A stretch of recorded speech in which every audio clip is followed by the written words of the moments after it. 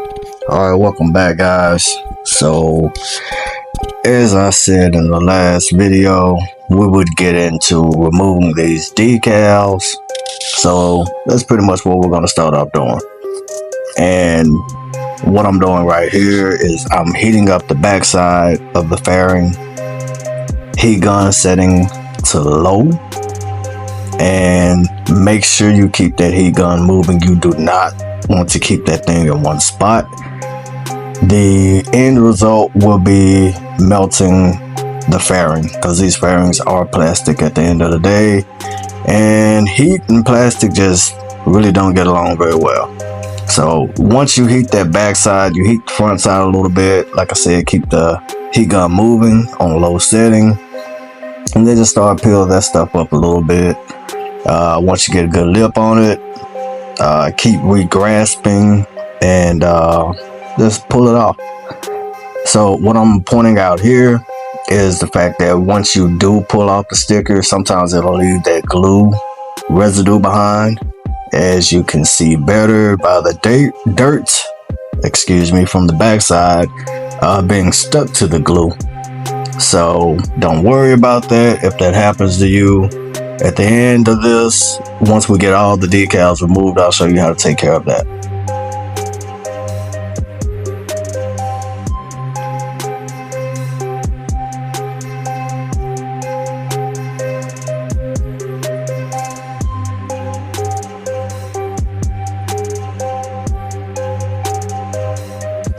Again, just make sure you keep the heat gun moving. Do not stay in one spot for too long. If you stay in one spot for more than, 2-3 seconds, that's too long. Constantly just keep moving the thing back and forth. It will generate enough heat so that you can remove all these decals. And once again, the decals may not come off cleanly, and what I mean by that is you may take the color part of the decal off, but it may leave that glue residue behind. So just don't wig out, don't trip about it. We're gonna discuss how to get rid of that stuff as well. There's like so many products to use nowadays, so that's not a big issue. So this is how it looks once you get all the decals off. It's not cleanly off because the glue residue is still behind it. So these are some of the products that I use. The first one being alcohol. Easily accessible. You can get that anywhere. Goo Gone is pretty easy to access also. Walmart, Home Depot. This one is a polish that I use. I mainly use this as a waterless cleaner for my bikes, especially because I use matte or satin paint jobs a lot. But you can get this. I normally get it from Cycle Gear, but I recently discovered you can also order it from eBay. That's my least preferred method because it just takes more elbow grease than the other two. It's not really designed to, remove stuff like that, whereas Goo Gone is, and alcohol is just easy to use to do it. Now, the fingerprints come from touching this part of the fairing, which is basically built up grease and dirt and grime. Once we get everything clean, I'm going to come back with some degreaser to clean all of this stuff off before we start painting this fairing. That way there's less chance of transferring this crap back to the front side when I paint it again. So just pointing all of that out.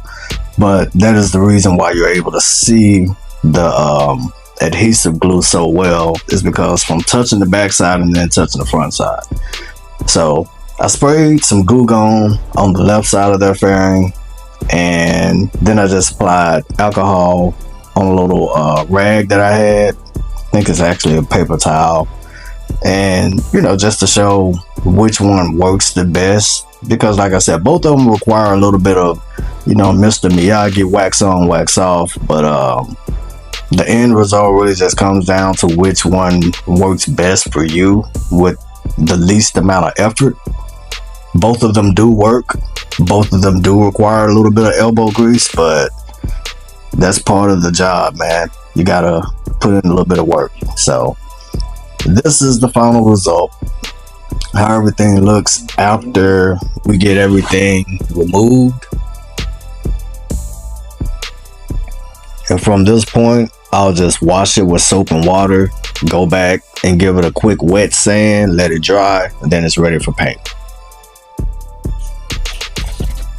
Now getting back to that front hugger that I ordered. In the last video I said it was new. It was new to me, but it was a used hugger, obviously, by the issues that I had pointed out in regards to it. So here I had resanded it and it was primered, and right now what I'm doing is spraying it with black rattle can paint. And the reason that I'm doing it this way is I like to get the edges first, as you can see, because if you just spray the whole thing and then you realize, oh crap, I didn't do the edges, and then you have to go back and do the edges, that's how you get overspray a lot of time. And what overspray is basically, it's like this dusty look to your paint job. So instead of it looking flat and smooth, it just doesn't look the same. So I do the edges first, then I come back, do everything else. This is the final result after I sprayed everything. Well, the paint's still not dry yet, but just to show you those issues that we were having before, they're no longer there, mainly because the paint is black, so stuff can't bleed through black. I mean, it can, but in this case it does not. You don't see it. So I think we're good to go on this paint job. Let it dry a little bit and move on to the next. So this is how that black paint laid after it dried. You can compare this to that first video I showed you when I was having the issues. Looks 1,000 times better. So I think we're ready to go ahead and clear coat this part.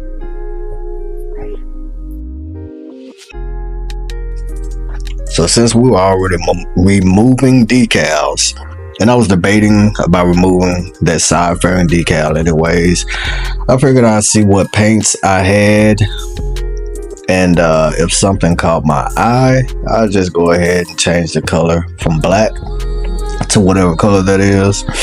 So while I was looking, I discovered I had a whole can of this paint, and it's basically a Toyota gray, like a phantom gray, pretty similar to what you see on the Scions. So gonna change this color to this color, and I'll give you a peek at what that looks like. So this is that paint uncapped, that phantom gray. I had this paint for, I don't know how long I've had this paint before I broke it out, but I decided to just crack it open, stir it up. If it stirred pretty good and stuck to the paint stick like it's supposed to, figured I'd just go ahead and use it since I already had it.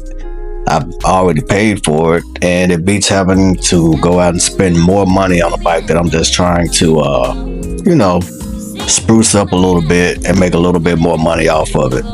Not really, like I said, I'm not trying to spend more money. I'm trying to make more money with what I already have and doing less work in the process.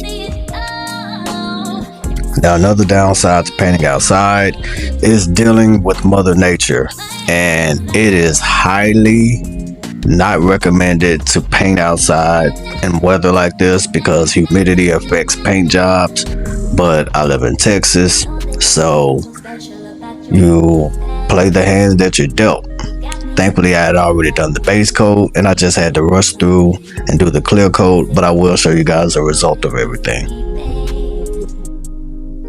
So as I said, guys, I had to kind of rush through and do a lot of this stuff off camera because I wanted to finish before it actually started coming down. So apologize I didn't get to catch all that stuff on camera for you, but we'll get it on another video, probably on another project or something like that.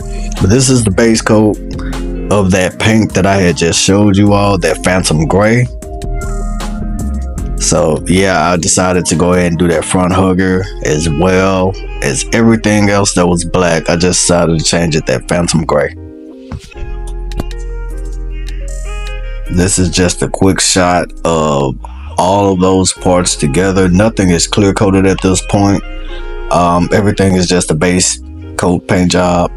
The white that I did from the rattle can, as well as that Phantom Gray that I did with the HVLP. Nothing has pearl in it except that Phantom Gray already had this pearl type of look to it, as you saw. And this is all the fairings after I added clear coat and pearl to everything. So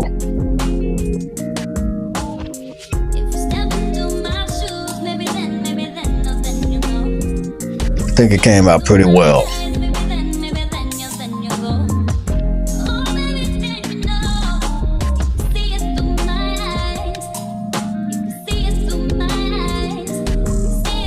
Especially for a rush job.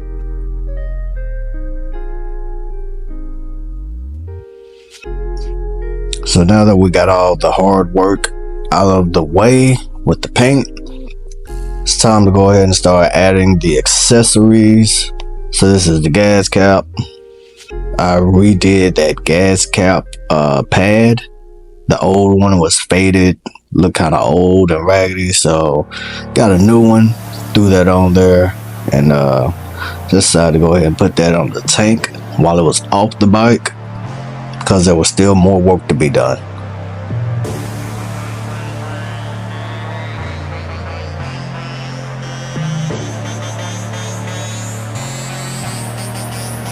So these are those tank side pieces, cowls. I don't know what you want to call them. I think in the manual it actually calls them cowls.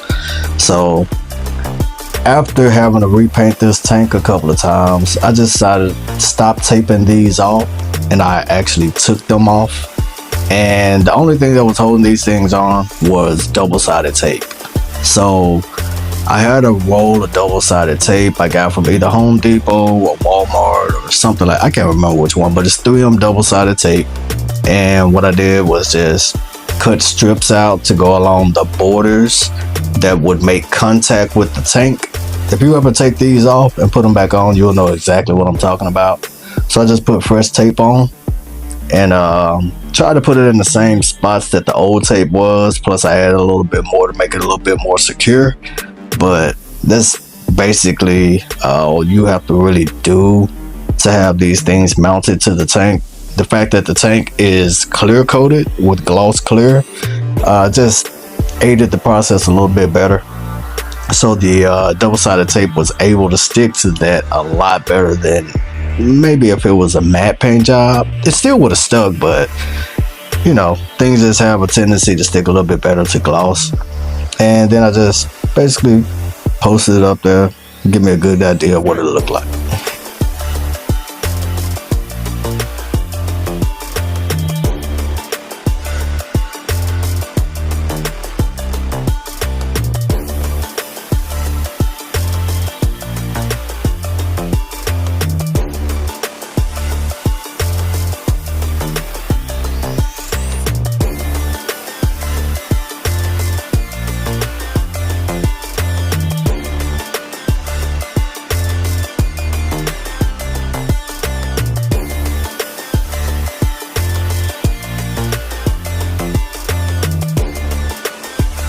This part of the video is pretty self-explanatory, guys, so there's not much commentary needed for this.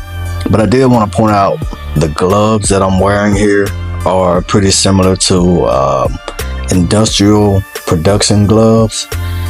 And what these gloves do, this paint is not 100% dry, believe it or not. it's dry enough to touch, and it's dry enough to put some of these pieces on, but it's not completely dry to the touch. So if I was touching this and pressing on it with my bare hands, it would likely leave fingerprints. So that's why I'm wearing these gloves, because these gloves actually prevent that from happening. And believe me, I've done it quite a few times, and I've learned from my mistakes. Now these tank pads, I wasn't really even sure I was putting these things on correctly, but it seems like this is the proper way that they should fit. They're aftermarket, of course. So, and what I'm doing here is being a little bit too technical, because you're not going to see both these tank pads at once. If you're sitting on the bike, you can kind of see them, but the way these tanks are designed, it's incredibly difficult to see both of these pads at the same time. Now if you're standing behind the bike, kind of at the same angle that I have the camera at, but a little bit more to the right, so that you're kind of more centered onto the tank, you might be able to see if they're lined up the same or not. But once again, if you get the spacing at the bottom pretty good, just leave good enough alone, man. Like, with the way that I painted this bike, like I said, this paint's not completely dry, so I ran a pretty big risk just by putting this stuff on here in the first place, let alone putting it on, then taking it off, then putting it on and taking it off. That adhesive should and could have easily ruined my paint job by peeling it back up. Now these are the tank pads, and this is everything laid on the bike, so I think it came out pretty well. Here's another shot of the tank. So I was saying, yeah, I think these colors came out pretty nice, especially with the accessories that I added on, being the tank pad and the gas cap cover, the knee sliders. Nice little blend of carbon fiber. It's black, but it still flows with that paint color pretty nice, and threw a little bit of my red in just to wrap it up with the bow.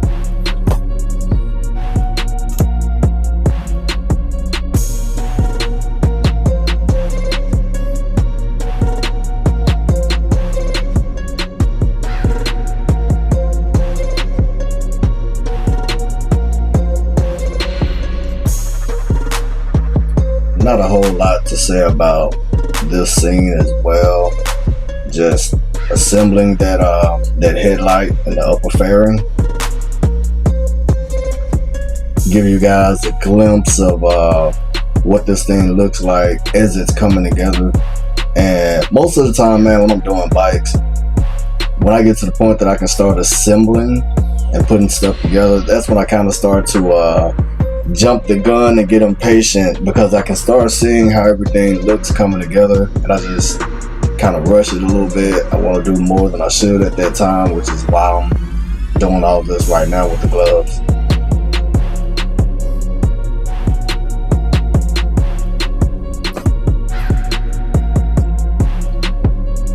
So after we did all that, decided to put the tail section pieces together.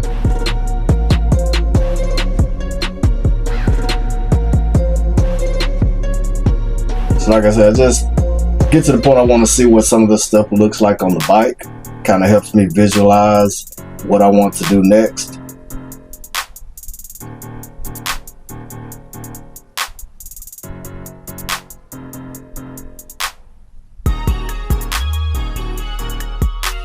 Now, when it gets my better judgment here, normally I would, if I'm just going to quickly flip a bike, I'll leave the mirrors on, because some riders do use their mirrors. I'm just not one of them. But I decided to replace these mirrors with blockoffs that had the turn signals built into them, because the mirrors have the turn signal built into them, and I didn't really want to drill holes or anything into the fairings to add turn signals So these block off blinkers are great for stuff like that. So these are pretty easy to install. There's only 2 wires. Unlike Yamaha, they only just have 2 wires, a hot wire and a ground wire. So all I did, I took some of the wire from the mirrors, but I leave enough just in case I want to switch back to the original mirrors. I try to send these mirrors with the buyer if I don't forget, but a lot of the times I'll forget and they'll just sit around the house, eventually becoming trash. So I took the ends off those mirrors, the parts that connect to the harness, and just basically spliced them in and called it a day. At this point, just going back to check to make sure that I hook them up correctly and they get power,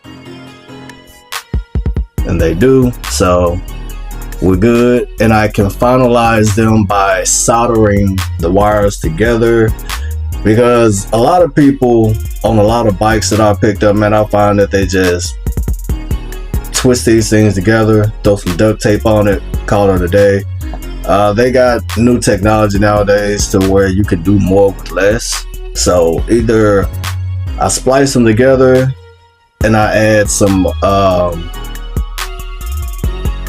heat shrink tubing to them, that way they can be taken apart later, or I solder them together and you pretty much have to cut them to take them apart.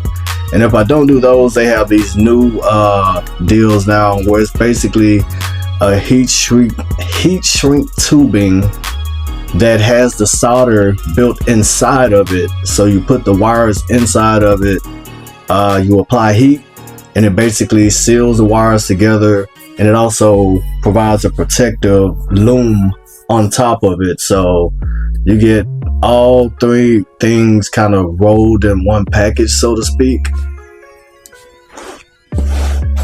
But with that, you still kind of have to use the traditional black heat shrink tubing like I'm using here to cover it up, just to make it look a little bit better. These things do hide away pretty well because they are tucked in behind the fairing, the upper fairing, so you really can't see them. And yes, I do normally remove LED light strips that come with bikes that I get. Sometimes I will reinstall them, but most of the time I just take them off, throw them in the trash. If whoever buys the bikes decides that they want LED light kits on them, you know, I have them purchase their own kit and I'll just put them on.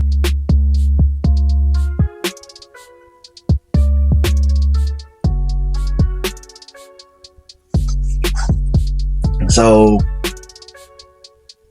this video kind of dragged out a little bit longer than I wanted it to already, but I just wanted to get to a good stopping point, and I feel like these block off blinkers were that good point.